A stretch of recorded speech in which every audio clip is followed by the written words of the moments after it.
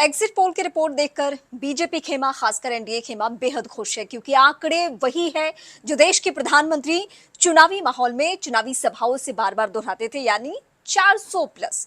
और कुछ रिपोर्ट्स ऐसे हैं, यानी कुछ एग्जिट पोल ऐसे हैं, कुछ एजेंसियों के, सर्वे एजेंसियों के, उसमें 401 तक ये आंकड़ा जा रहा है। लेकिन इस वक्त मैं आपको एक ऐसा रिपोर्ट बताने जा रही हूँ, एक ऐसा सर्वे रिपोर्ट बताने जा रही हूँ, एक ऐसा एग्जिट पोल जिसके जरिए इंडिया गठबंधन में खुश हो सकता है। देश का इकलौता ये सर्वे रिपोर्ट है जिसमें इंडिया गठबंधन की बनती हुई सरकार दिखाई जा रही है। और आंकड़ा क्या है ये एक एक करके मैं आपको बताने जा रही हूँ। एग्जिट पोल के अभी तक जितने आंकड़े हैं उन सभी में बहुमत किसको है, बहुमत से भी ज्यादा आंकड़ा है बीजेपी खेमे के पास, यानी एनडीए खेमे के पास। लेकिन इस बीच देशबंधु ने ये हिंदी अखबार और वेबसाइट है देशबंधु, और उसने ये एग्जिट पोल करवाया है जिसमें इंडिया गठबंधन की सरकार बनने का अनुमान जताया जा रहा है। और डीबी लाइव पर दिखाए गए एग्जिट पोल में कांग्रेस जिसको लीड करी है, जिस इंडिया गठबंधन को, उसको कितनी सीटें मिल रही है इस सर्वे रिपोर्ट के आधार पर? 260 से 295 सीटें, यानी बहुमत के आंकड़े को टच करती हुई सीटें ये हैं और ये अनुमान जताया गया है। और इसी सर्वे रिपोर्ट में बीजेपी के लिए क्या बातें हैं?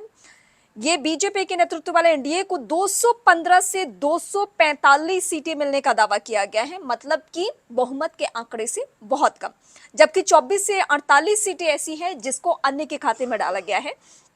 और इसी सर्वे रिपोर्ट में, देशबंधु के सर्वे रिपोर्ट में, महाराष्ट्र, तमिलनाडु, बिहार में विपक्ष को बहुत फायदा दिखाया गया। हालांकि बिहार वो प्रदेश है जहां पे जो सर्वे रिपोर्ट्स है वो 2019 की तुलना में, और भी जो 400 प्लस का भी आंकड़ा दे रहे हैं जो सर्वे एजेंसियां दे रही हैं, उसमें भी बिहार में विपक्षी गठबंधन को ज्यादा फायदा होता हुआ दिख रहा है। लेकिन ये जो सर्वे रिपोर्ट है उसके मुताबिक बीजेपी खेमा हालांकि इसको तो उस तरीके से नहीं ले रही है। और इंडिया गठबंधन की मैं बात करूं तो वो किसी सर्वे रिपोर्ट को मान ही नहीं रहे हैं, वो सिरे से खारिज कर रहे हैं। उनका कहना है कि हमें 4 तारीख तक का इंतजार करना है।